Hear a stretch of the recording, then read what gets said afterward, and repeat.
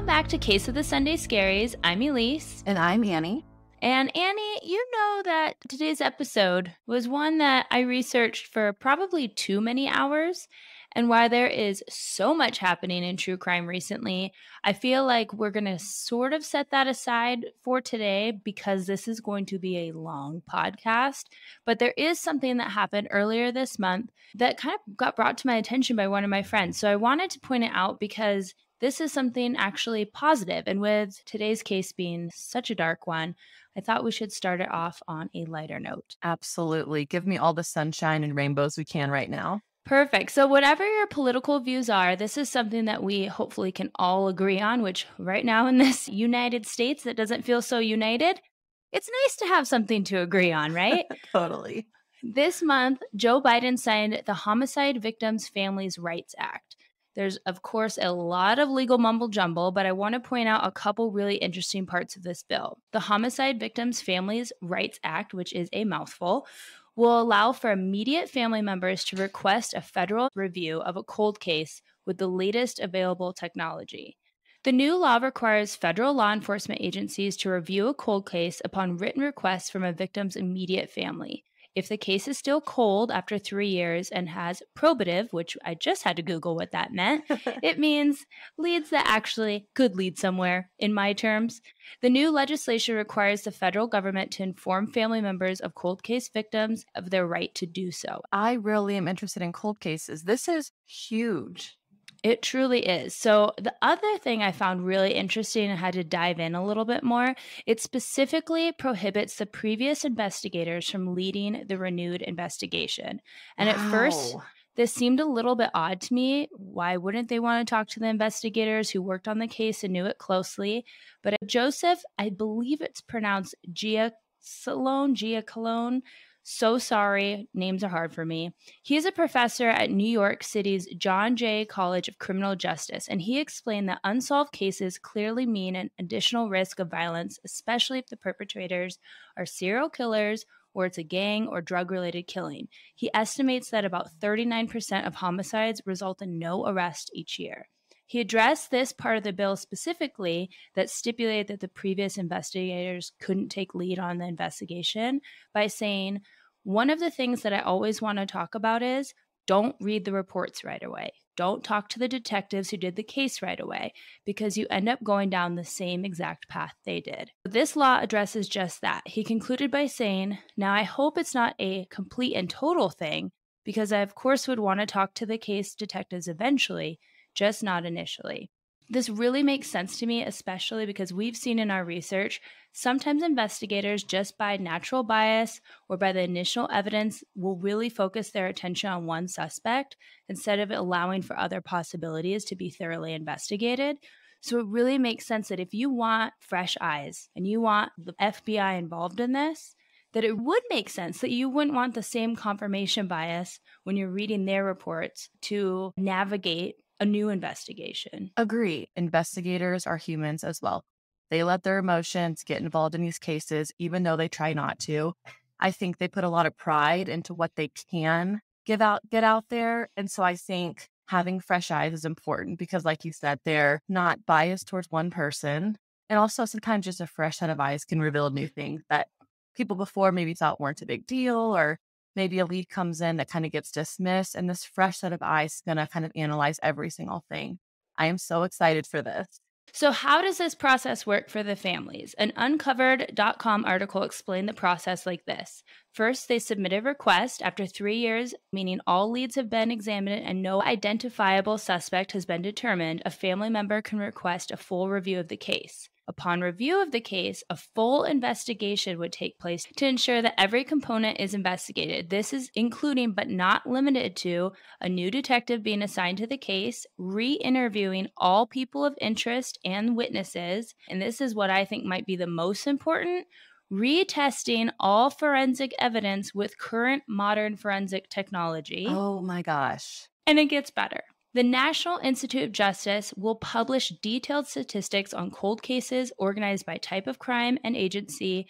Looking forward, this information will allow law enforcement agencies to better identify crime trends and potential leads in maybe someone that's done something like this and has the same MO, a pattern of Yeah. these behaviors. Then, lastly, at the federal level, law enforcement agencies will be required to provide Congress with annual reports on investigative trends to ensure that families are receiving the best possible review of their loved one's case. So there's not only a federal investigation, but if all of this continues to go the way they planned for this to go, they also have checks and balances in place. It's so good to hear this because I always look up cold cases and the families are always just begging, can someone please come forward? It's been 40 years and we have a burial plot ready, but there's no body, there's no closure.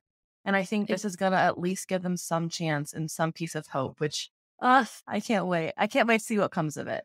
Right, me either. And I think we can all agree that this, like you said, it's a monumental step in hopefully providing justice to the victims, renewed hope for the families. But Annie, can you guess what specific cold case, I don't cover them, but maybe you will in the future, but what specific cold case prompted this legislation? Was it John Bonet? No, that's a really good guess, but it was actually the 1991 yogurt shop murders. And I imagine anyone, like I said, probably cover this case at some point. But in summary, there was 4 young women who were brutally murdered in Austin, Texas at a frozen yogurt shop. During the investigation of the case, there was a lot of hurdles when trying to get the FBI's help in DNA profiling. And now, hopefully, there will be a brand new investigation with this new law and an answer not only to this case, but potentially thousands more. I have goosebumps, like the happy kind of goosebumps. I'm like smiling right now, and my Apple Watch is like, calm your heart rate down.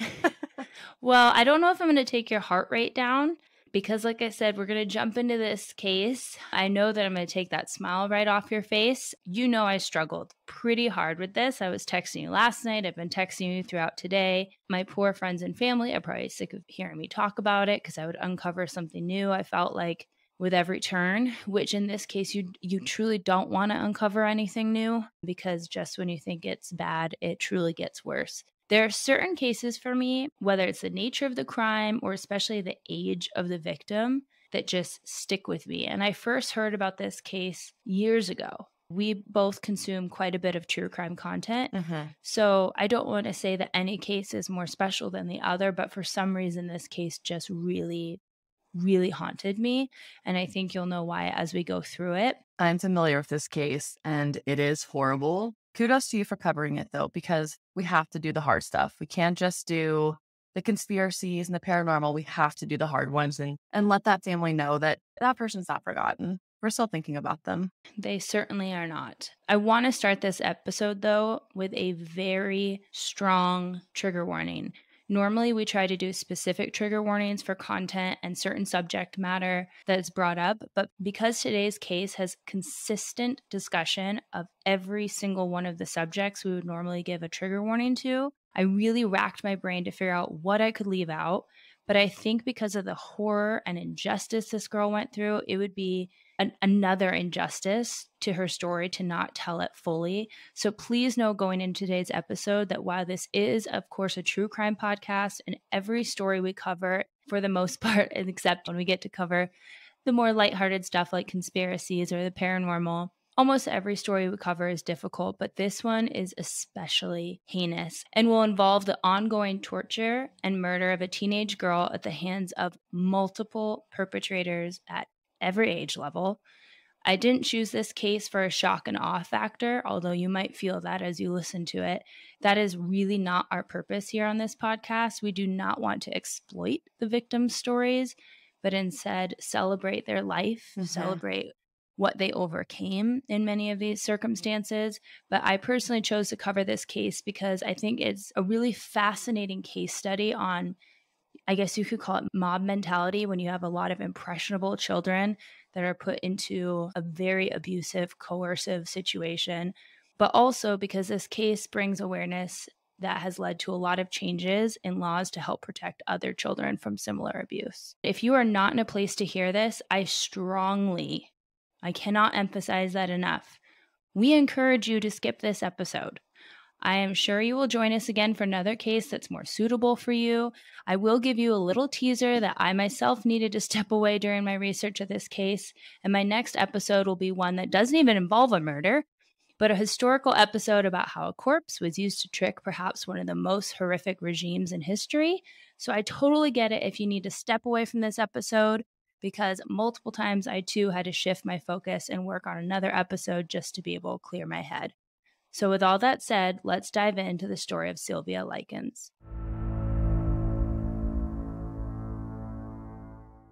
I have a lot of sources for today's case, and of course, you can check them out on our blog. But the sources I relied on most heavily were the book, The Indiana Torture Slaying, Sylvia Likens' Torture and Death by John Dean, which is a very, very heavy read, but it almost makes you feel like you were in the room while all of this is happening. It is based mainly on fact, but he does add dialogue that who knows if it actually happened, but just makes the case seem more personal, like you were there. Again, careful with reading that one, but it is very well researched.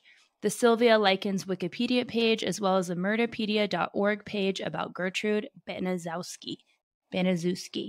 You know what? B. Let's just call her Gertrude B. Yeah. I have a real trouble with her last name, and I don't have enough respect for her to learn how to pronounce it correctly. So retweet. Gertrude B. Sylvia Marie Likens was born on January 3rd, 1949. She was the middle child between two sets of fraternal twins. Daniel and Diana were her older siblings, about 2 years older than her, and Benny and Jenny, which, come on, that is the cutest set of names. Benny and Jenny. I kept thinking like Benny and the Jets. That's so cute. They were both about 1 year younger than Sylvia. Her parents were named Lester and Elizabeth, or Betty Likens, as most people referred to her, and they were carnival workers. Lester and Betty were not performers at the circus. They weren't the ones swinging on the trapezes. They sold concessions like candy, beer, soda at the different carnival stands around Indiana. As you can imagine, and I'm not trying to put down the circus community, this was not the most financially profitable income, and their family really, really struggled.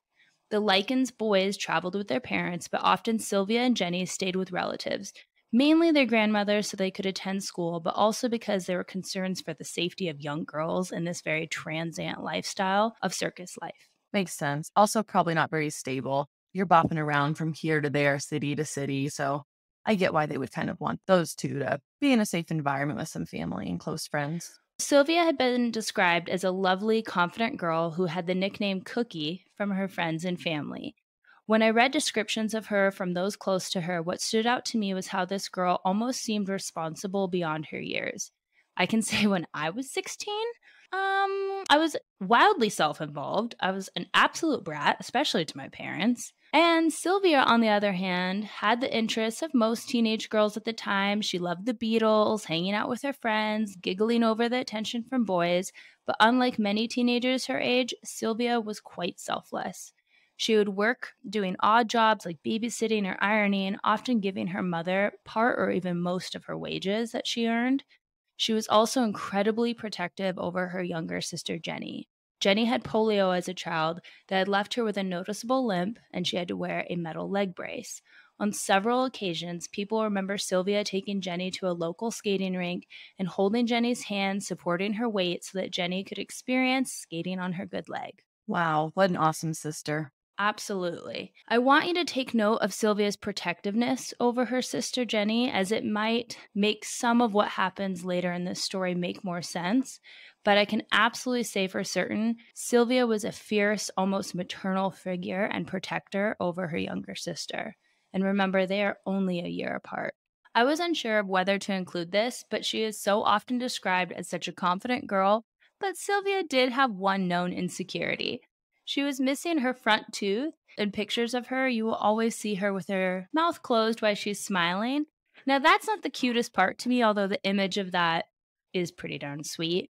She lost her tooth roughhousing with her brother when she was younger, and somehow picturing this sweet girl with a missing tooth in her smile, I don't know, it just screams of the innocence of this girl, because I want you to remember throughout this case, this is indeed a girl. She is just 16 years old.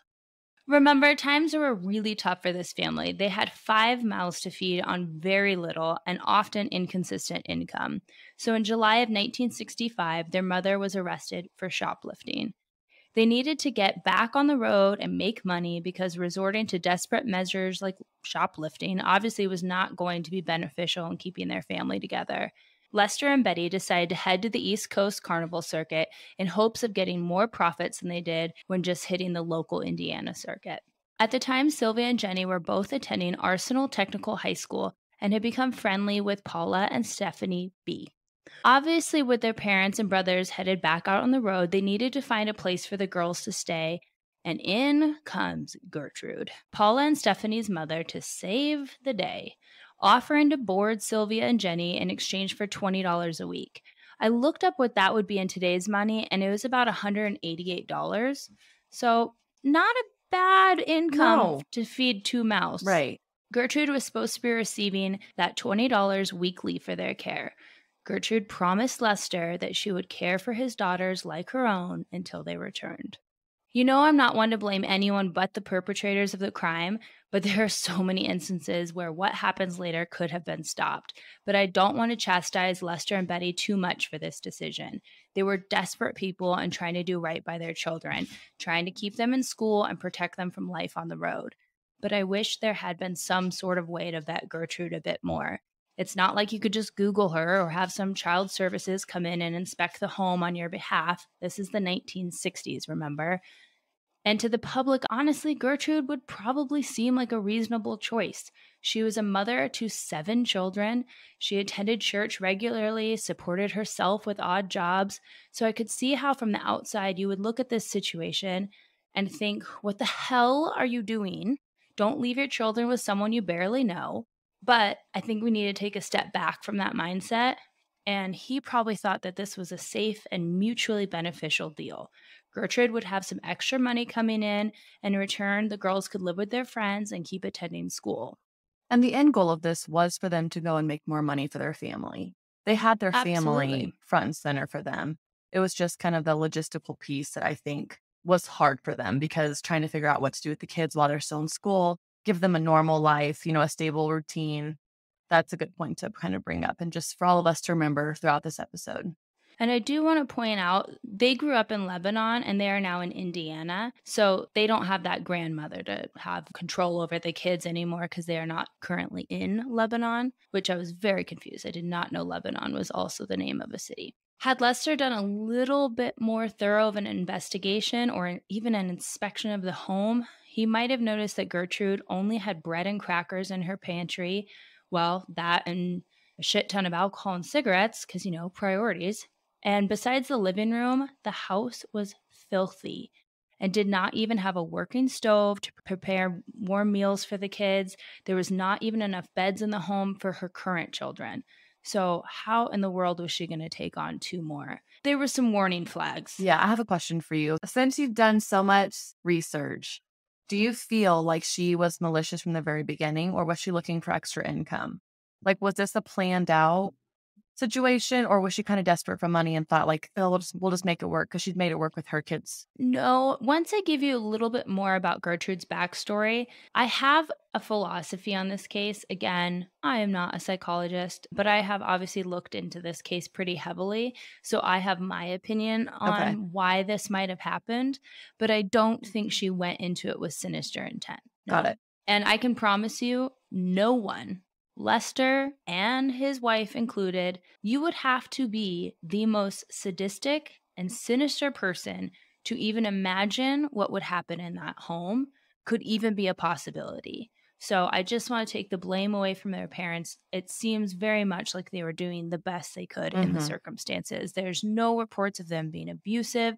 In fact, there's a lot of times where you'll see a very loving family being reunited throughout this story.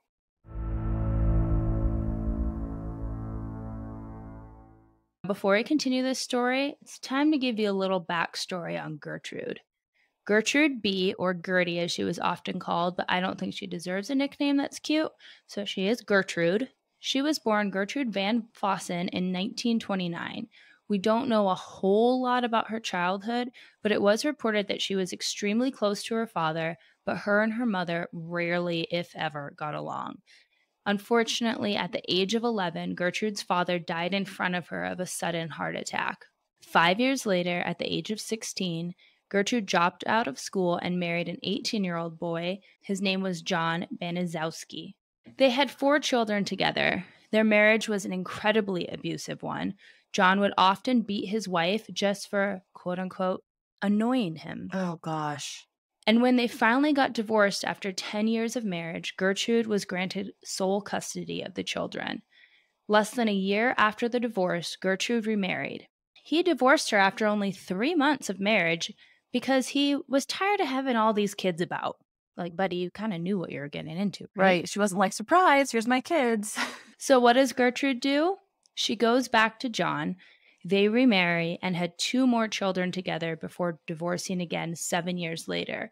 I need to stop here because this is where part of my theory comes in. I want you to remember the age she was, just 16, when she started witnessing this abuse, being the victim of this abuse. And while I certainly do not have any sympathy for this woman, she went through a lot at a very pivotal age where most of us are just, going to high school and worrying about who's on AOL Messenger and writing you back. Yeah. And we know from all these cases, what happens in your childhood has a direct impact on adulthood. Absolutely. Gertrude was 37 when she began a relationship with 23-year-old Dennis Wright. She was further abused in this relationship. Sadly, one such fight is suspected of even making her have a miscarriage. She eventually did give birth to her 7th child. It's reported that while she had 7 children in total, she also suffered 6 miscarriages. Wow. So not only has she gone through a tremendous amount of abuse by the hands of 2, maybe even 3 people. We don't really know what happened with that 3-month marriage, but the fact that the kids were annoying him and that was a reason to leave. I don't think he was probably the best man in the world either. No. Girl went through a lot. She went through a lot. So again, I don't have any sympathy for what she goes on to do, but I think it's important to give a backstory to any perpetrator and understanding of any potential warning signs that led up to what happens next. So shortly after the birth of her son, Dennis, well, he couldn't be bothered. She was now trying to support 6 children and an infant.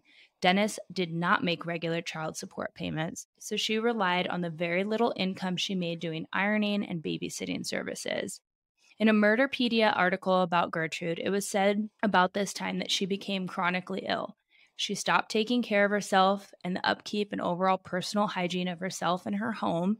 She did suffer with asthma, but other than that, we're not quite sure what was going on.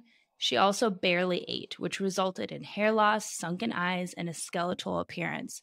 I would highly recommend, listeners, do not Google a picture of this woman. We will include one on Instagram.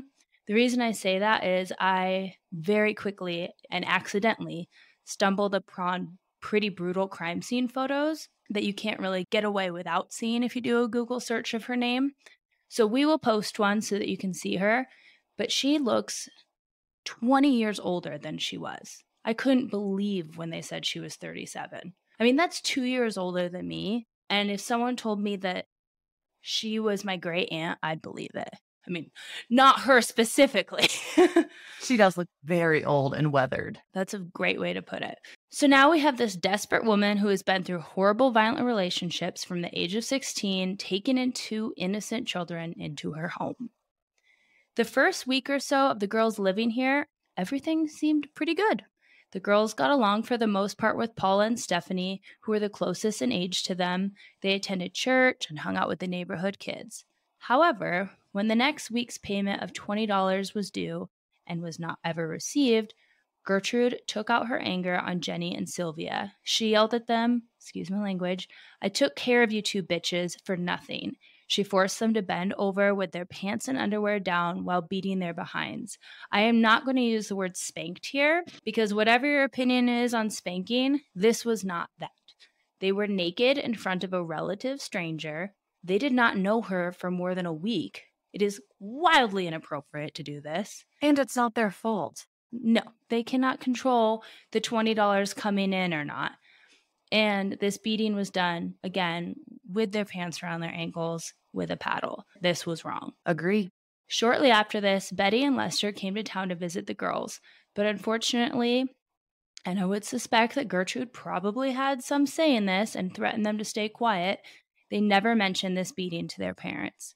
It was not long after this that Sylvia and Jenny went out to collect soda bottles. They exchanged these bottles for a little bit of money. And what do you think they did with it? Bought bubble gum, candy, maybe went to the movies, had a little girls' day. Exactly. They bought themselves some candy. Very innocent behavior coming from these girls.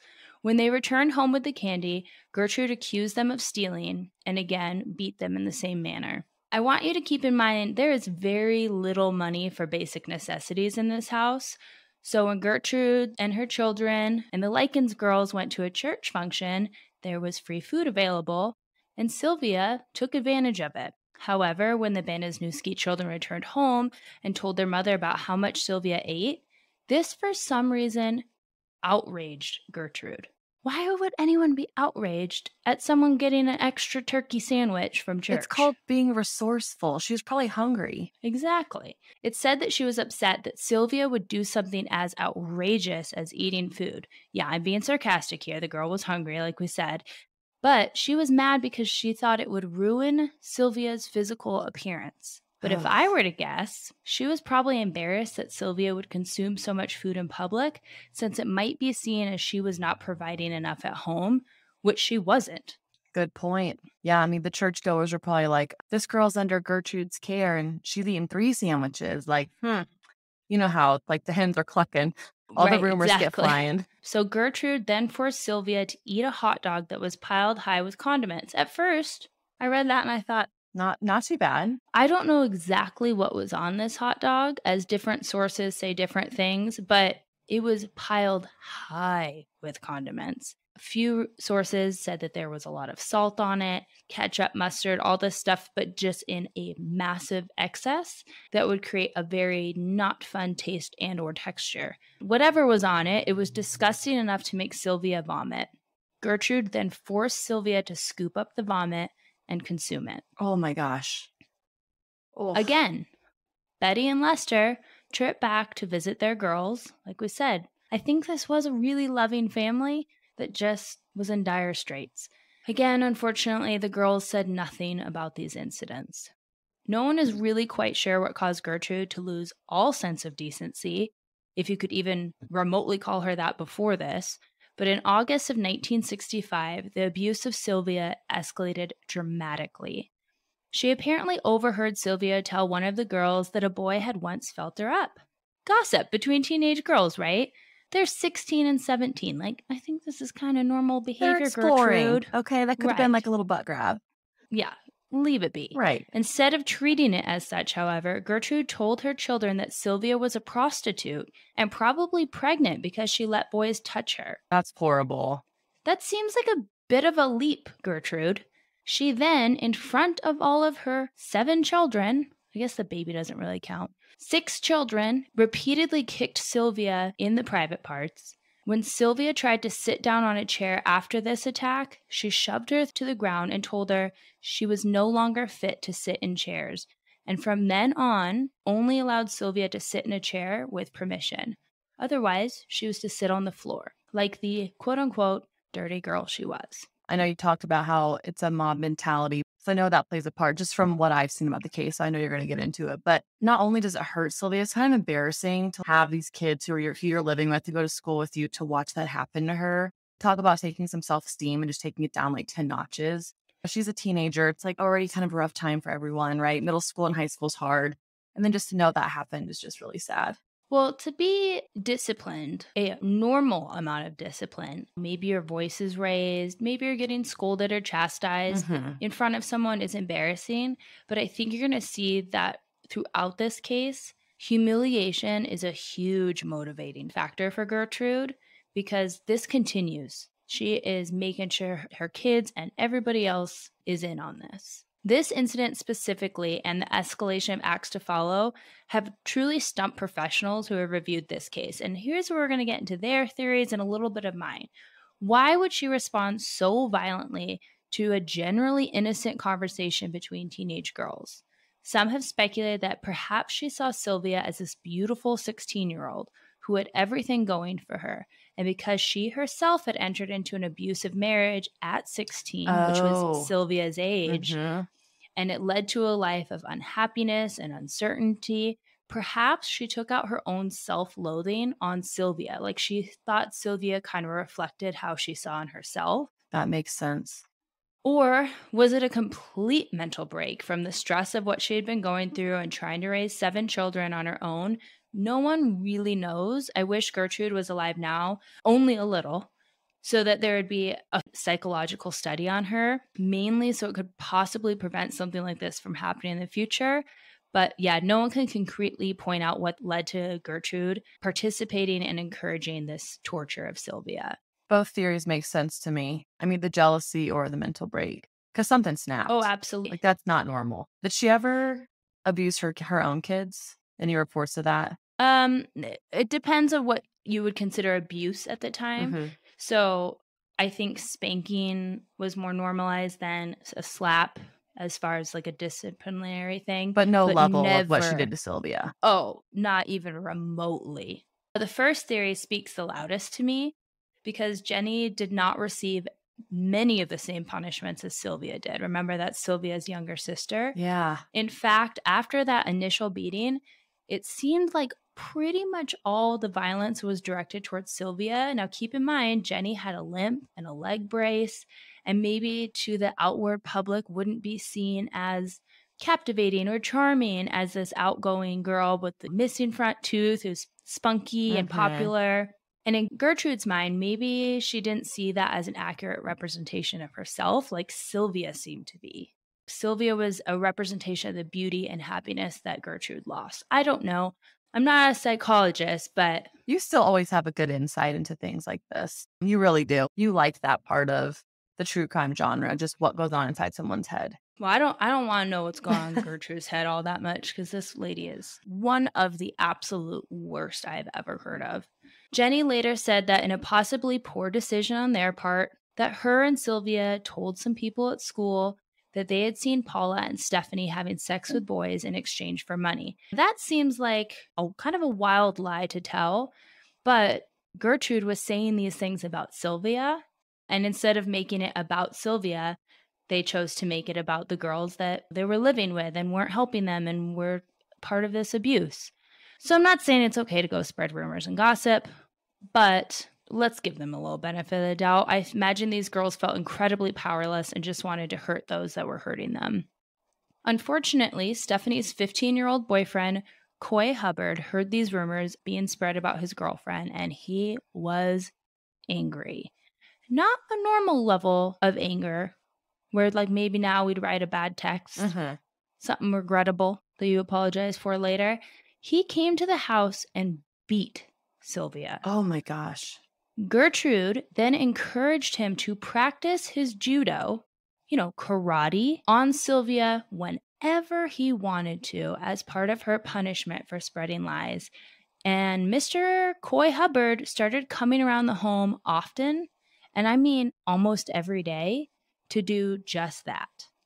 Sylvia had a good friend at school named Anna Cisco. Gertrude told this young girl that Sylvia had told the boys in school that Anna's mother was a whore. This lady, 37 years old, is spreading Get lies a life. and gossiping with teenagers. It's vile and so pathetic. I would say find friends your own age, but she probably couldn't because no one probably liked her. She sounds like an awful person. And she's becoming awfuler. Yeah, I'm making up a new word as the story progresses. So at this point, any friends she may have had previously probably were starting to distance themselves because It's weird behavior yeah. coming from Gertrude. She then brought Anna back to the house and legitimately encouraged and directed Anna to attack Sylvia, again, as punishment for Sylvia spreading these rumors that she never spread. And Anna did it. And Anna did it. She then did the same thing with one of her daughter Paula's friends, a girl named Judy Dyke. Her name will come up again later. She told Judy that she had spread all these horrible rumors about Judy's mother and prompted Judy to fight Sylvia. Judy refused, but Gertrude then hit Judy in the face until Judy agreed to punch Sylvia.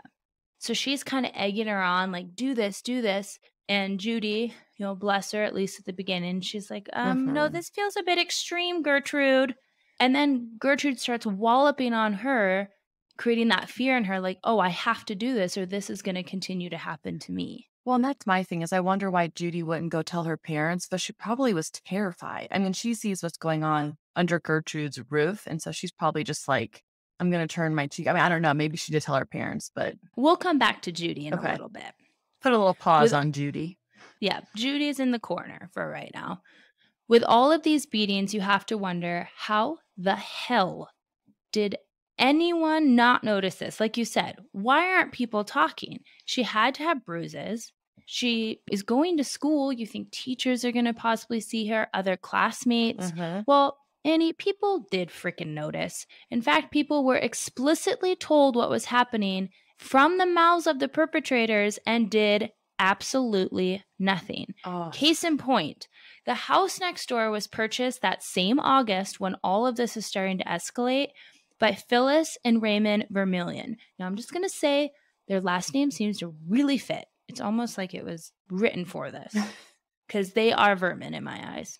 They put together a barbecue to be neighborly, and it was later said that they wanted to get to know Gertrude and their family because since she had so many children, she thought maybe Gertrude would be a good babysitter for her own kids. But during that barbecue, they noticed Sylvia had a black eye, and Paula told them exactly how she got it. She had hit Sylvia so hard, in fact, that it had broken Paula's hand. Oh my gosh. With Sylvia's face. Then, in front of the Vermillions, Paula comes up to Sylvia with a glass of hot, and I'm talking steaming almost to the point of boiling hot water, and threw it into Sylvia's face. Did these people call the police or child services or report this at all? Nope. They just carried on their way. Then weeks later, Phyllis goes over to their home to borrow something. She's like, knock, knock, knock. May I have a cup of sugar? And here's Sylvia wandering around, as she described her, as incredibly dazed and zombie-like, with swollen lips and a black eye that had been swollen completely shut. Now, keep in mind, this is weeks later, so the likelihood of this being the same black eye, slim to none. When she asked what happened to Sylvia, Paula took her belt off and began to beat Sylvia in front of Phyllis. And again, Phyllis never reported this. I don't know if it was a time period thing where you were expected to mind your own business and not bother in other people's personal affairs, but in my book, you do nothing when you see a child being abused, and you are just as bad as the one doing the abusing. Yeah, and what's so sad to me is Sylvia knew all these adults know and no one's helping me. I think that would just crush someone's spirit. Paula is Gertrude's daughter, right? She was Sylvia's friend. Okay. Yes. At this point, obviously, they're not friendly anymore, but they started out on somewhat good terms until all these rumors about who's sleeping with who and whose mom's a prostitute. It's obviously not only causing trouble at home, but it's causing trouble at school because rumors spread like wildfire when you're, of that age. So they were very much no longer friends.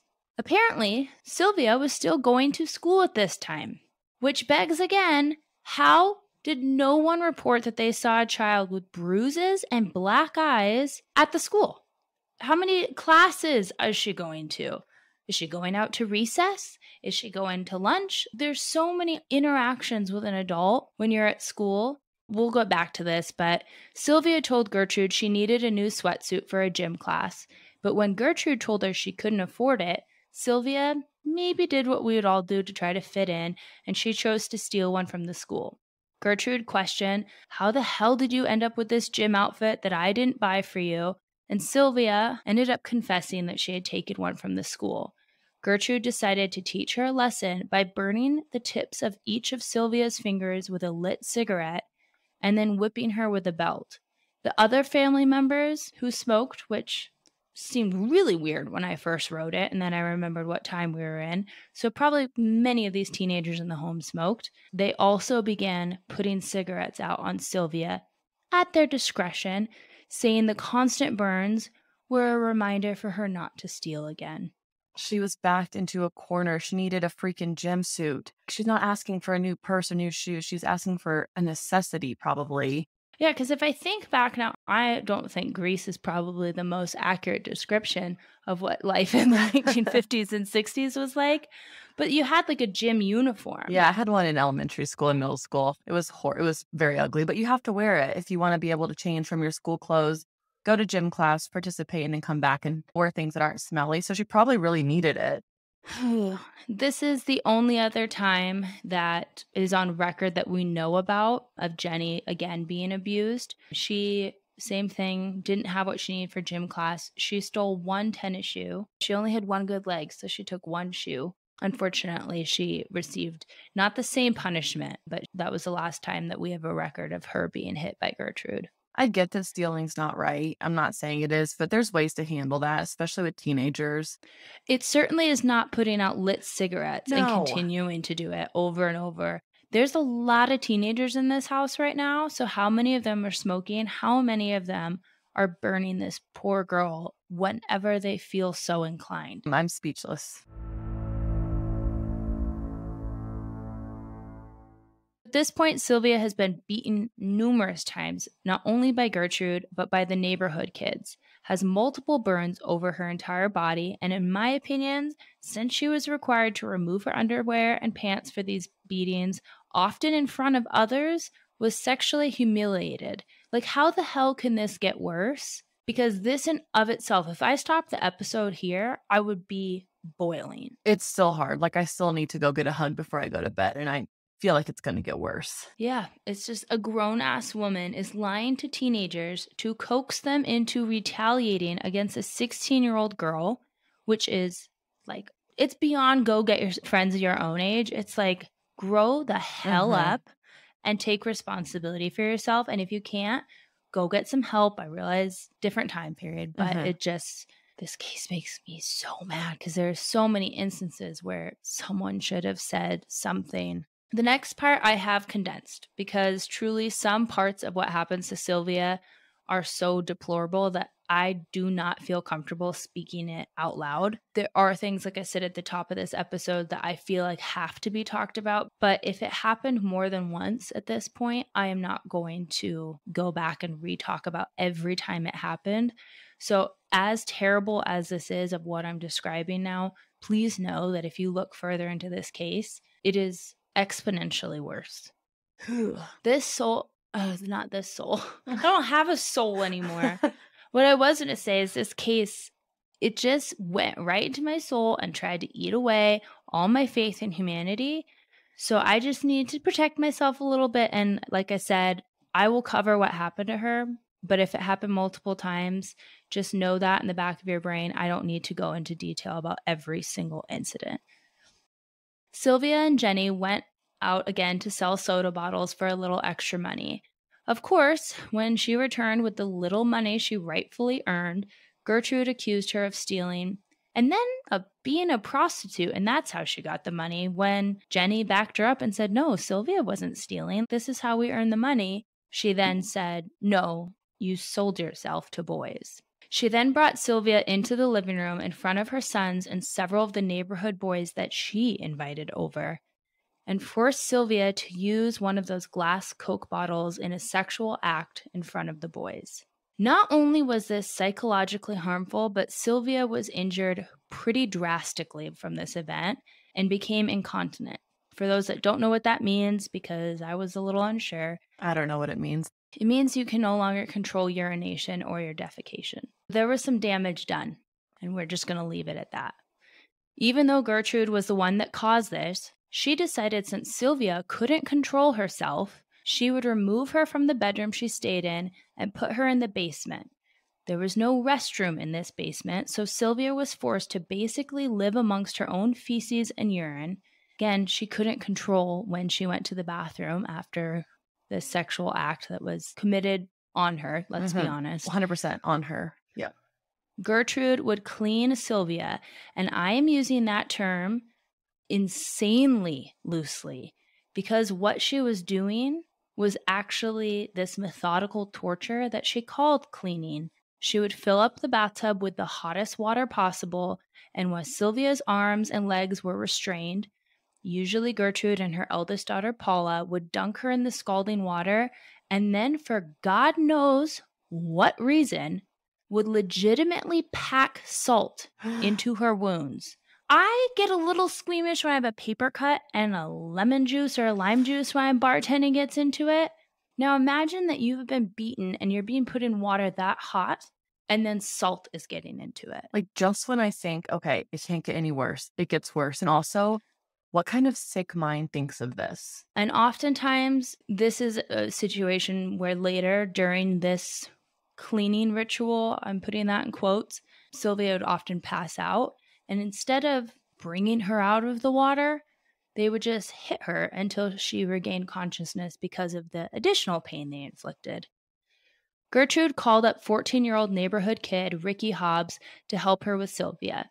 This kid was an honor student, had no prior criminal activity, and by all accounts, prior to this, was a completely sweet, very loved kid. 14 years old. But once Gertrude got a hold of him, all of that changed. It is like there was, like we said before, almost a mob mentality of sorts happening in this home. The abuse started with Gertrude, and when she was too weak to continue the torture, she somehow convinced these adolescents to join in. Now, maybe I can make a case for how, if this was your mother, if Gertrude was your mom, and you were constantly witnessing this, you, at her instruction, may participate just out of fear for your own safety. Yeah. But how does that explain the neighborhood kids joining in and seemingly coming over repeatedly to take part in these beatings and torture over and over and over again? There has been speculation that Gertrude was sexually involved with Ricky, which I do not put past her. And although he never testified to this, I don't even think it came up in trial. It's more just speculation that this was a way of grooming him to go along with her demands and to manipulate him into taking part in the torture of Sylvia. But again, that is only speculation. He could have done this mainly out of his own free will, but he's a 14-year-old boy, so it definitely questions have to be asked there. Yeah. And I'm like, why do the kids keep coming back over? I think I read an article saying that she would give them alcohol and cigarettes, wouldn't she? To kind of entice them to come over. Like, she was the cool mom on the block. I'm using air quotes, but she was not cool. But she wanted to be that house of like, come do whatever you want. I won't tell your parents.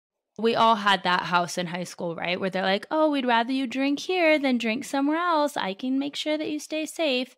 But no, she was not safe. She was not a safe place to experiment.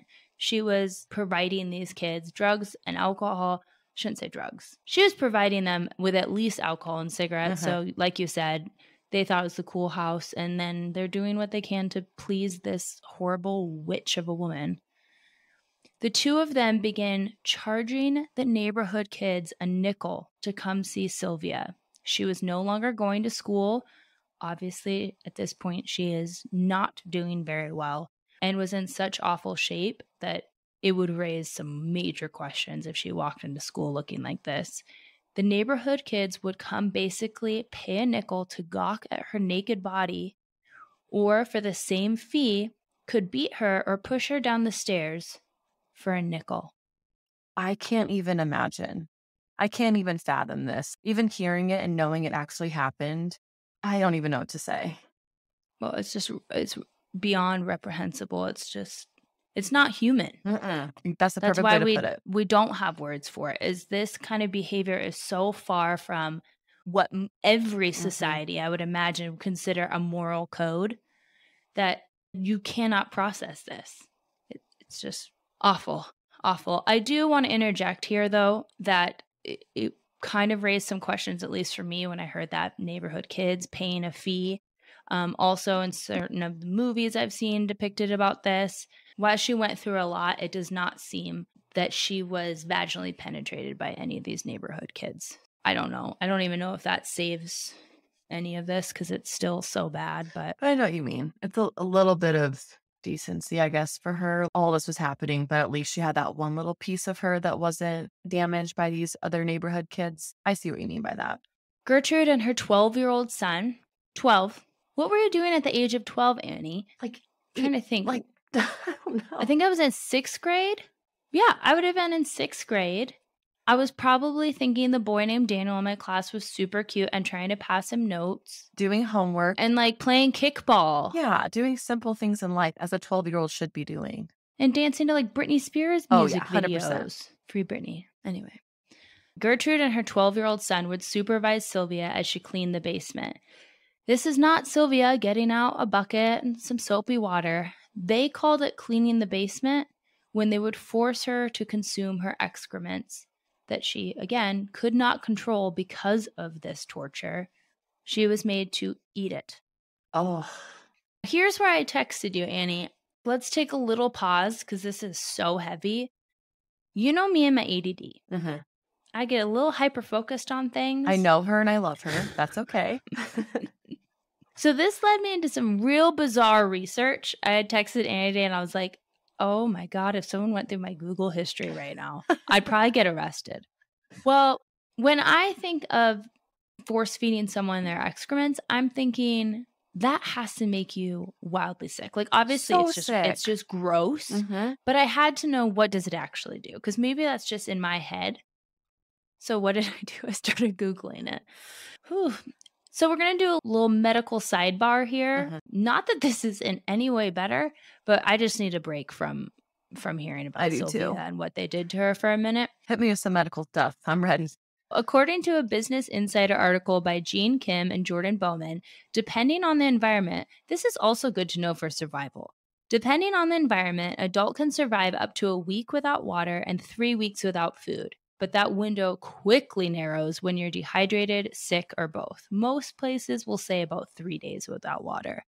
For that reason, the Army has a field manual which has a do not drink list for such an occasion, which includes any fish juices, which I found interesting, blood, alcohol, which we've all had a hangover, so we know that's not something you want to do if you want to stay hydrated, seawater, and urine. In fact, urine isn't that different from seawater. It's usually about 95% water mixed with byproducts including sodium, chloride, and urea. Seawater, by comparison, is about 96% water and 3.5% sodium and chloride, salt. What's urea? Oh, I'll tell you. I really went into this. I was fascinated. Drinking urine is basically like drinking seawater. It's going to dehydrate you, which is obviously the opposite of what you want. To make matters worse, if you keep drinking it, the concentration of that builds up. Severe dehydration can trigger abnormally low blood pressure. Low blood pressure means less blood flow to vital organs like your heart, lungs, and kidneys, which can be damaged or fail as a result. All not good things. Add into that trouble is that urea word, which I hope I'm pronouncing correctly. I think that's just where we get the word urine because urea means waste. Okay, makes sense. It's just the things that are not supposed to be in your body. They are not serving you anymore. We are moving them out. Your kidneys filter out of your blood and into your urine, which ordinarily then leaves your system. Boom, bang, bang. Moving on with the day. But if you drink the urine instead, your kidneys have to work even harder to filter out that extra urea, which could also lead to kidney failure. Again, not good. Suffice to say, drinking urine may be your kidney's worst nightmare. And according to primalsurvivor.com article by Diane Vukovic, I believe it's pronounced, damaged muscle fibers leak potassium and phosphorus into the blood. Sylvia, we're going back to her for a minute, clearly had a lot of damaged muscle fibers. The kidneys are also in charge of processing that and filtering that out. So the kidneys are already having a hard time clearing out the urea. Now they're going to have an even harder time clearing out potassium and phosphorus. So someone drinking urine who has gone through an accident, or in her case, the things that have been going on to her, it would put even more strain on her body and especially on her kidneys, which could have led to kidney failure if she continued. Wow. I always thought if you were like stranded in the woods, you should drink your own pee. I always thought I that. thought so too. I've seen like that show where they like cut off a rattlesnake's head and take out the bits and then he pees into it. Oh, That's an actual show. like I have not seen that. I have, and I will try to find that clip for you because people probably think I'm lying. But it was on this survivalist show, and they're saying absolutely, like, if you have to, you do what you have to do. But that should be last resort. We need to talk about what happens if you eat feces. Buckle up. Listeners, you might want to put down your food a little bit. But a Healthline.com article by Rachel Null, who is at MCNCRNA, And this article was medically reviewed by Deborah Rose Wilson, who has more initials after her last name than I knew was possible. So we're just going to shorten it a little bit. I know you went to a lot of school, Miss Deborah, to get all of these, but I don't know what any of them mean besides PhD and RN. So you're doing great, Deborah. According to the Illinois Poison Center, eating poop is minimally toxic. That's shocking to me. Shocking. However, poop naturally contains the bacteria commonly found in your intestines. Where this bacteria doesn't generally harm you when it's inside of your intestines, unless it's in surplus, it's not meant to be ingested by the mouth. Examples of this bacteria that is commonly present in poop include E. coli, Salmonella, and something called Shigella, which sounds like a dance of some sort. These bacteria can cause you to experience symptoms as extreme bloating, nausea, diarrhea, vomiting, and fever. Parasites and viruses like hepatitis A and hepatitis E are also transmitted via poop. I mean, don't eat poop. That's what I'm trying to say. And don't drink your pee. Don't do either. I know that's probably more information than you ever wanted to know, but I'm actually kind of glad I got sidetracked on that because I was focused on the grossness of what they were doing, but I didn't really think about what this was doing inside of her body. And I did some research on why murderers would use this as a form of torture. It's commonly believed that something like force feeding their excrements to them is either a sexual nature or it is about, like you said before, with her bringing Sylvia in front of her kids, it is about humiliation. Wow. I truly think, personally, that this was a sadistic woman, whether she was born that way or made into be this way after years of abuse, being triggered by Sylvia, whatever the case was, her motive and what she seemed to take great satisfaction was humiliating Sylvia. And this would certainly play into it. In fact, many current day psychologists who look at her case will speculate that her driving force was jealousy and sadism. Sadism often very much includes forms of humiliation. On October 21st, 1965, Gertrude brought Sylvia up from the basement and tied her to a bed. She told Sylvia if she didn't wet the bed throughout the night, she'd be allowed to sleep upstairs again. I want to pause here and remind you that Sylvia was not capable of holding in her urine. Not only was she wounded from the initial Coke bottle incident, but at this point, she's incredibly weak. She's malnourished. She's been beaten and refused water and food. And I can only imagine, especially after we went through that little sidebar of the weirdest extremes, what havoc her internal organs are probably in at this time.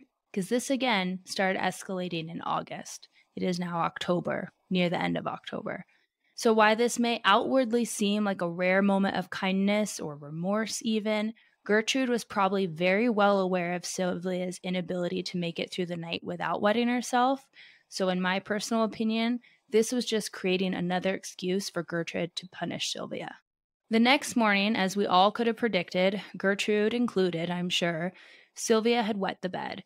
She was dressed for the first time in a very long time, but only for the sake of, again, sexually humiliating her. Gertrude forced Sylvia to perform a striptease for neighborhood boys and her sons. I want to remind you, her sons are the age 12 and 8, which I think we can all very much agree that while this family is participating in some violent, horrible acts, having someone do a striptease in front of a 12-year-old and 8-year-old is child abuse in and of itself. Agreed. So when you asked if I thought that Gertrude abused her children, maybe not in the sense that we were talking about at the time, but my answer would 100% be yes, because this is 100% abuse. An 8-year-old should not be watching this. No, whenever you say their ages, it's hard to imagine an 8-year-old and 12-year-old doing this horrible torture. And then Sylvia's only 16. I'm not going to go into details, but again, she made her perform sexual acts with a glass bottle. And here's my thought. For someone who is so freaking concerned with purity and chasteness and cleanliness, she is the ultimate hypocrite. She is forcing not only Sylvia, but her own children into participating in sex acts as a form of punishment. What? It doesn't make sense. She craves that control. And I think all her other feelings toward cleanliness goes out the door whenever she has that, like, I'm controlling the situation, I'm in power. And it's also whenever you combine that with the jealousy, I think it's just a tornado of, like, who knows what's about to happen. After this ended, Gertrude told Sylvia to dress, and then, for some unknown reason, again completely unprovoked, lost her absolute ever living mind and brought up the lies Sylvia and Jenny had said about her daughters months ago, even though, again, Gertrude, a grown ass adult, also made up countless, even more lies about Sylvia and said, "You have branded my daughters, and now I will brand you." Oh boy. We're talking about the word brand in two very different contexts here. So she's referring to the fact that Sylvia and Jenny's lies branded them in the public eye. What she's talking about in regards to Sylvia and branding her is how we think of cattle brands. Like a stamp, a hot, fiery stamp, usually with an initial of a farmer's family so people can identify, or a number, something like that. And to say that I wish it was that quick for Sylvia, I wish it was a cattle brand. She had her daughter heat up a sewing needle with matches until the needle was orange, then stripped, tied down, and gagged Sylvia while Gertrude carved the letter I and a partial letter M into her abdomen. I listened to an interview with Ricky Hobbs where he was asked about this torture, and he said that Gertrude got tired and told him to do. I hate this. Gertrude got tired and told him to continue carving out the phrase, "I'm a prostitute and proud of it," into her stomach. He remembered in the interview that, again, at age 14, he didn't even know how to spell prostitute. So Gertrude etched on her with a pin, and then he went over it with the hot needle. The cuts and third-degree burns were thought to be so dramatic that even modern plastic surgery wouldn't have been able to correct it. Sorry, I'm getting upset. Oh my gosh. I hate this case. Okay. While Sylvia was still nude, gagged, and tied, Ricky, Paula, and Shirley, 10 years old, decided to give her another tattoo. They put an S in the middle of her chest. Later, they would give opposing stories as to whether the S stood for Sylvia or for slave, but I think we both know which story rings a little bit more likely. Ricky Hobbs began the tattoo, but then ordered Sylvia's sister to carve the top half. Jenny obviously refused, but she was, that means, in the room, a witness to this torture of her sister. Which is when Shirley, again, 10 years old, continued the tattoo, but accidentally carved the upper curve backwards, creating a 3 instead of an S on her chest. I only wanted to point this out in case anyone does see the movie or pictures from this case and are confused as to what the letter 3 stood for. Well, it was intended to be an S, but clearly when you have a 10-year-old doing obscene torture like this of someone, they might make a mistake on their alphabet letters. That is so awful. Gertrude then returned to the room and is remembered as saying to Sylvia, "What are you going to do now, Sylvia? You can't get married now. You can't undress in front of anyone. What are you going to do now?" I think this goes back to the theory that she was actively taking away, or thought she was taking away, someone else's beauty and chance of happiness, almost as she had seen her own be taken by the men who married her, abused her, and left her with no prospects for a future beyond poverty. Sylvia was then ungagged and answered Gertrude, saying, "I guess there's nothing I can do. It's on there." The fact that she was even able to respond, the amount of pain this girl had gone up to into this point, and then is put through this incredibly slow, painful experience, how she is not unconscious or in shock. I don't know there's not one that's worse or better, but like the physical abuse and the psychological abuse is unlike anything I've ever heard, or like any case we've ever even read or watched. Like, this is just insane. It is insane. And it's hard for me too, because not only are we covering the torture of an innocent child, but the just demolishing of the brains of all of these other children that were involved at the hands of Gertrude, because up until this point, there's no record of these kids doing violent acts. Sylvia again suffered horrible beatings at the hands of Ricky Hubbard that evening. Late in the night, Jenny snuck down to check in on her sister. It was then that Sylvia told Jenny, "Jenny, I know you don't want me to die, but I'm going to die. I can just tell it." Unfortunately, I think Gertrude could tell that Sylvia was not capable of receiving much more of this torture and surviving it. Because on October 23rd, after letting Sylvia finally sleep on a bed throughout the night, Gertrude and Stephanie took her into the bathroom and gave her a warm bath, not like the torture baths of before, but a normal bath. Then Gertrude dictated a letter to Sylvia that she had to copy down. The letter read, "Dear Mr. and Mrs. Likens," which, hello, that's your first clue. I don't think any little girl who likes her parents is writing their formal names at the beginning of a letter. "I went with a gang of boys in the middle of the night, and they said that they would pay me if I would give them something. So I got in the car, and they all got what they wanted. And when they got finished, they beat me up and left sores on my face and all over my body. And they also put on my stomach. I am a prostitute and proud of it. I have done just about everything that I could do to make Miss Gertie mad and cause Gertie more money than she's got. I tore up a new mattress and peed on it. I have also cost Gertie doctor bills that she really can't pay and made Gertie a nervous wreck with all of her kids." For some reason, and thankfully so, because this stood out to investigators as well, she didn't have Sylvia sign it. And if she had, who knows, maybe they would have believed this bullshit letter to some degree. But it was almost the opening and closing of this letter that just showed police that this is absolute fabricated nonsense. Once Sylvia finished dictating the letter, she overheard Gertrude talking to her son John about disposing of Sylvia in a nearby garbage dump and leaving her there to die. Sylvia mustered up whatever strength she had left in her frail body and bolted for the door. Unfortunately, because she was in such bad condition at this point, she barely reached the front door when Gertrude caught up with her and dragged her back into the home. She took down a curtain rod that she removed from the window and beat Sylvia until the metal rod, bent. Then Stephanie's boyfriend, Coy Hubbard, hit her one last time, knocking her unconscious.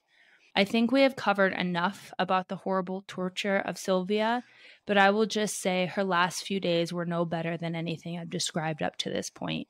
Her condition continued to worsen to the point it is thought she probably was not able to form long sentences, really have full mobility or control over her limbs.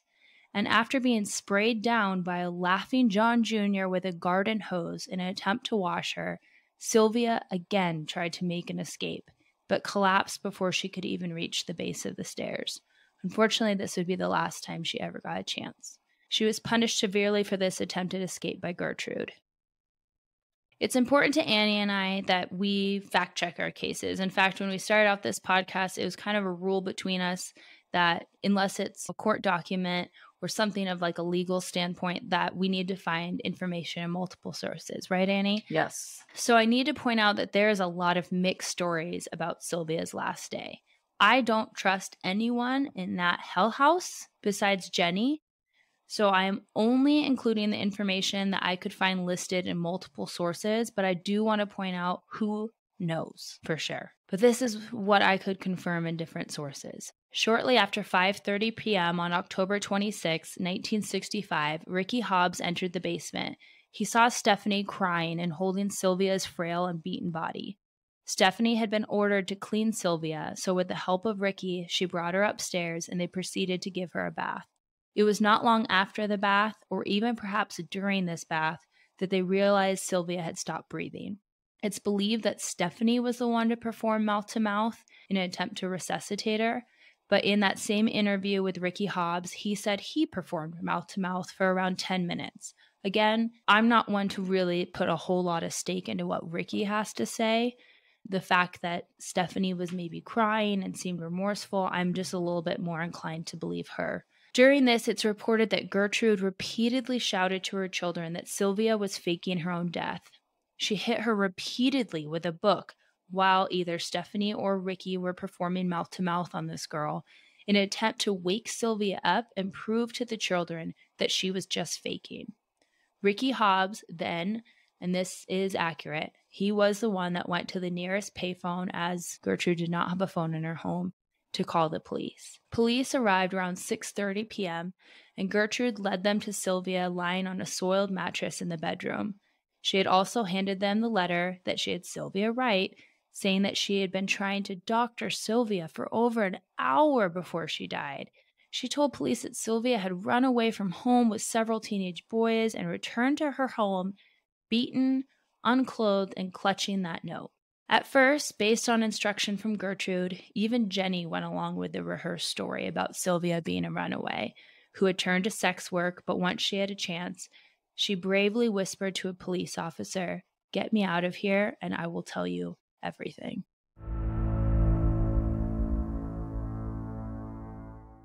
The autopsy of Sylvia's body revealed she had suffered over 150 separate wounds across her entire body and was very, very malnourished. These wounds varied in size, severity, and stage of healing. They included burns, remember from the cigarettes and God knows what else, severe bruising, and extensive muscle and nerve damage. Her vaginal cavity was almost swollen shut. Again, I want to point out that the doctors did say her hymen was still intact, so they believe she was not vaginally penetrated, but it was more from these sex acts performed with a glass bottle that did this. All of Sylvia's fingernails, this part. I have a weird thing about teeth and fingernails. All of Sylvia's fingernails were broken backwards, and most of the external layers of skin upon her face, breast, neck, right knee were all peeled back or receded. Prior to her death, Likens had eventually bitten through her lips, partially severing sections of them completely from her face.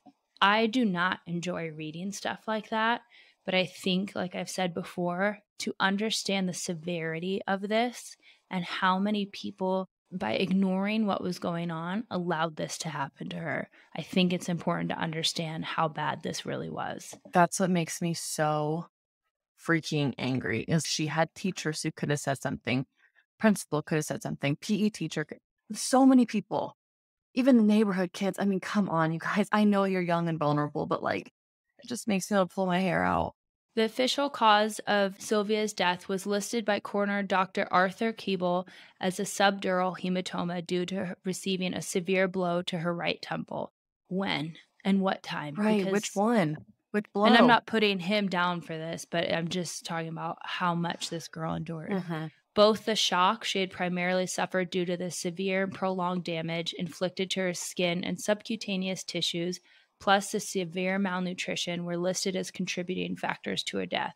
Rigor mortis had fully developed at the time of the discovery of the body, indicating that Sylvia may have been deceased for up to 8 hours, which is why we question the story of that day. However, Dr. Keeble did note that because Sylvia did show signs that she was recently bathed, possibly after death, that this act of bathing her could have hastened the loss of body temperature and sped up rigor mortis. Plus, she at this point had very little body fat, so she might have cooled a little quicker than what they would expect to see in a body at this point. Gertrude, 37, Paula, 18, John Jr., 13, Ricky Hubbs, 15, and Coy Hubbard, 15, were arrested and charged with first-degree murder. During the trial, Gertrude and her attorney literally tried to blame everything on her children. And I don't think anyone is at this point shocked by the low of this woman, but she is trying to sacrifice her children now to the legal system, going, I don't remember. I was so ill. I was so weak. I was in bed. They did this. She is a I monster. tried to stop it. She is the worst type of monster. So this is not shocking. What is shocking, however, and something I didn't talk about in this case because I don't know the importance, but I found it quite ironic, is that while Gertrude has been accusing Sylvia of being a prostitute and sleeping around, her daughter Paula was actually pregnant at the time of the trial with a married man's baby. She had been very pregnant during most of this abuse and subsequent trial, and would actually give birth during the trial to a daughter named Gertrude. Oh my gosh, the cycle.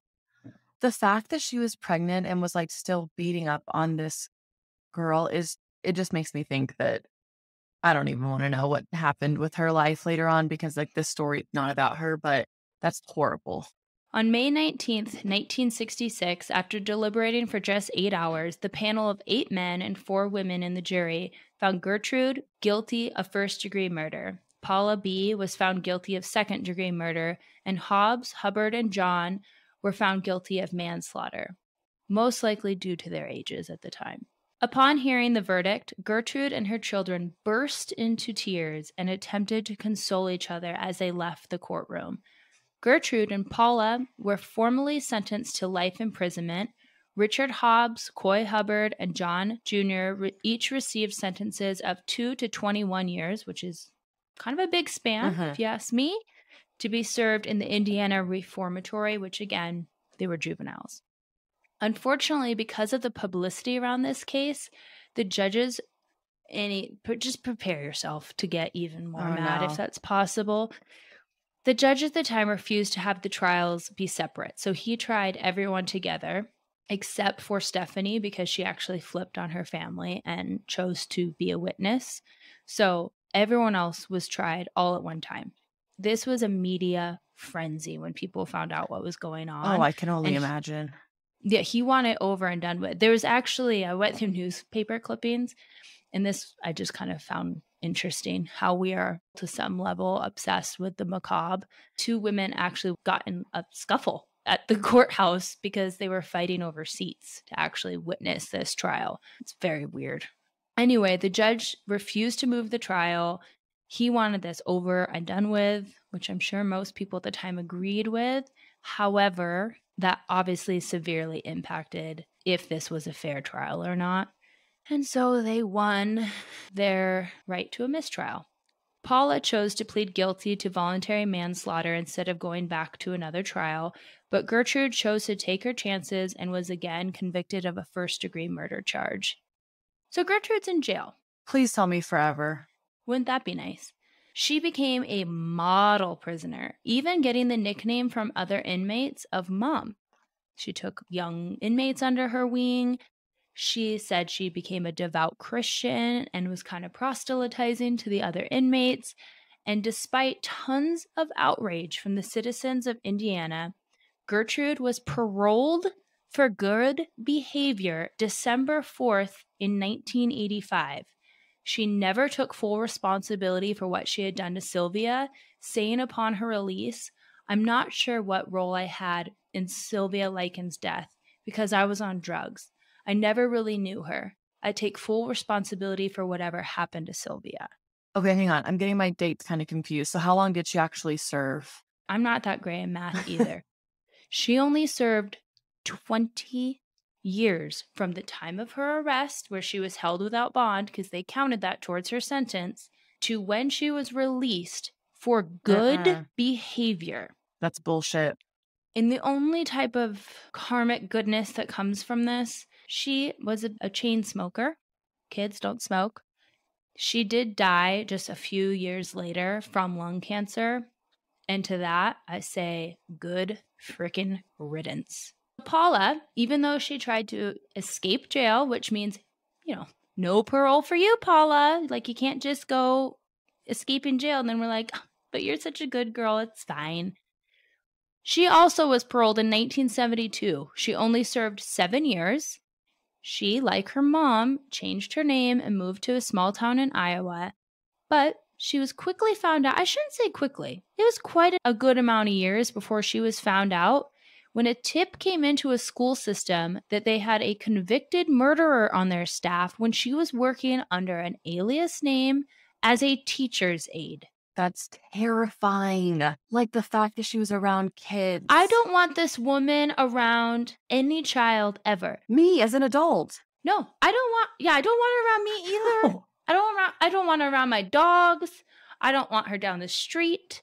She should have died in jail. Holy shit. That is insane that she was a school aide under a fake name. It was a legal name. They legally allowed these terrible people to change their name to hide their identity because of the media coverage, which to that I say, I'm sorry, you do the time, you pay, or whatever that phrase is. What is that phrase, Annie? You do the crime, you take the time.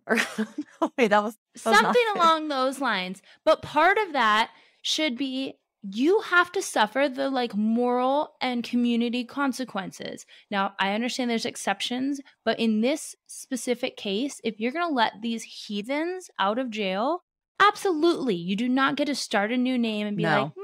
we're back to life as normal. Nope. Anyway, she was promptly fired and whatever. Goodbye, Paula. Stephanie never served time for her participation in the crimes, probably because she did testify against her mother. She also changed her name and went on to have a family, and not much is known about her now. Here's where your blood is going to boil some more. John would only serve 2 years. He too changed his name and apparently at some point had a religious epiphany. He became a lay minister. I had to look up what that meant. Just means generally someone that didn't have to go to all of the normal schooling that a minister would have because they're working in a small community. I will give him credit. He's the only one I'm going to give credit to besides the infant that didn't take part in any of this and like, ooh, so sorry. But John was the only one who has spoken out and in fact spoken out on numerous occasions about his remorse, about how terrible these crimes were, spoken out against his mother. He went on to have a family before he died of cancer in 2005 at the age of 52. Marie, who was 11, and Shirley, who was 10 at the time, never served any time for their crimes. The 2 youngest children also did not serve time. This makes sense. James, 8 at the time of the crimes, was not even called to testify, and very, very little is known about him. In fact, in all of my research, he never came up even as a background character. Who's to say if he was or was not involved? But I don't know. An 8-year-old, that's a... I know what you're saying. Like he's almost too young to like really put blame on, but also we know who his mother was, so. Gertrude's youngest child, Dennis, was an infant at the time. So golf clap. Good job, Dennis. You are the only one that is completely out of this scot-free. He was put into the foster system and adopted, but unfortunately he did die later in 2012. It seems like he had a pretty okay life out in California with his adoptive parents. Coy Hubbard, Stephanie's boyfriend, only served 2 years. This is the guy that pushed Sylvia down the steps, rendered her unconscious with a curtain rod, amongst many other things, and practiced karate on his living punching bag, Sylvia. He actually went on to get tried for another murder in 1982. Oh. And I don't know the details around it, but he was acquitted, so I'm not going to speculate, but I just found it an interesting point. He also reportedly lost his job in 2007 when the movie An American Crime about the Sylvia Likens case debuted, because they did not change names in that movie. In fact, I watched the movie last night. You guys can watch it for free on Tubi, I think it's called. Ellen Page plays Sylvia. It is a very hard watch. But when this came out, because he stayed in Indiana, people recognized that name. And he didn't change his name like the others. He did not change his name like the others. Interesting. Very interesting. And he stayed in the same area. Well, he lost his job, and then he died in June of that same year. Ricky, or Richard Hobbs, also only served 2 years. He was released, but would die of lung cancer only a few years later at the age of 21. Wow. Which, how many cigarettes are you smoking to die at the age of 21 from lung cancer? That is wild. Mm-hmm. So, what now? Why did I even want to talk? I need to rephrase that. I didn't want to talk about this case. But this case to me is the epitome of people witnessing or suspecting something was going on and not stepping in to help. Now, let me run down the list of people who were told or were aware of something horrible going on in that home that I haven't mentioned up until this point. Jenny had reached out to her older sister multiple times, who unfortunately initially believed the girls were exaggerating, which we can give her some credit for that. Right. She did, however, when this kept coming up, go to Gertrude's home to check on Sylvia. She was told by Gertrude to go away, that her father had explicitly said that Diana was not allowed in the home, and then she threatened to call the cops on her for trespassing if she didn't leave. Diana did not leave. She actually hid out and then tried to wait for Jenny to come outside. To this point, Jenny, who probably was very much threatened by Gertrude, told her, "I'm not allowed to talk to you anymore," and ran away from her sister. Diana did call social services because she was immediately alarmed by this behavior. A social worker came to the home, but when Gertrude told her that she had kicked her out of the home for being physically unclean and a prostitute, a terrified and threatened Jenny, who had again been told if she told the social worker anything that she would end up like her sister, naked in the basement, told the social worker, yes, Sylvia did run away. Now, did the social worker follow up on this? Maybe contact Sylvia's parents, check in on the story, search the home? Keep in mind here, Sylvia is in the freaking basement. No, she went back to her office, case closed, and filed a report that no one needed to do any further follow-ups to that home. I'm stunned. Like, that's literally your job, ma'am. That's literally your job. And I understand it's a different time. They had different access to things. But I think a follow-up or maybe a search of the home would be the very least you could do. Yeah, or saying, we need to find her then if she really did run away. We're going to come back here and, come on, put a little pressure on the family because that's just suspicious. A neighborhood child, remember Judy? Oh, yeah, Judy's in the corner. We're going to bring her back out. Okay, come on, Judy. Judy is out of the corner because she did go home that day and told her parents what happened. When Judy told her they were beating and kicking Sylvia, sounds like she kind of left out her part in it.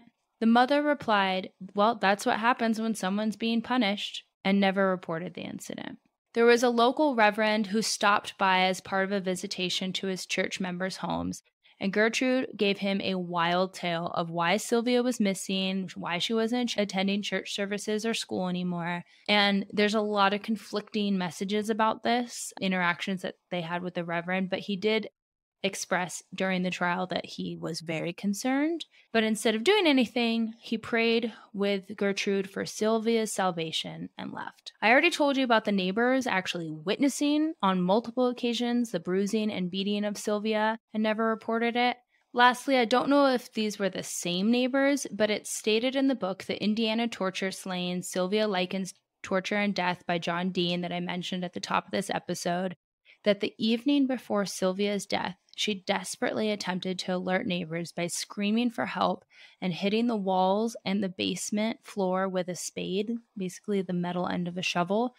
One immediate neighbor of the Benizowskis, the B-word house of hell, would later inform police that she had heard the desperate commotion and that she had identified the source as emanating from the basement of 3850 East New York Street, the home of these horrible people, but the noise had suddenly ceased at approximately 3 a.m., so she decided to not inform police about the disturbance.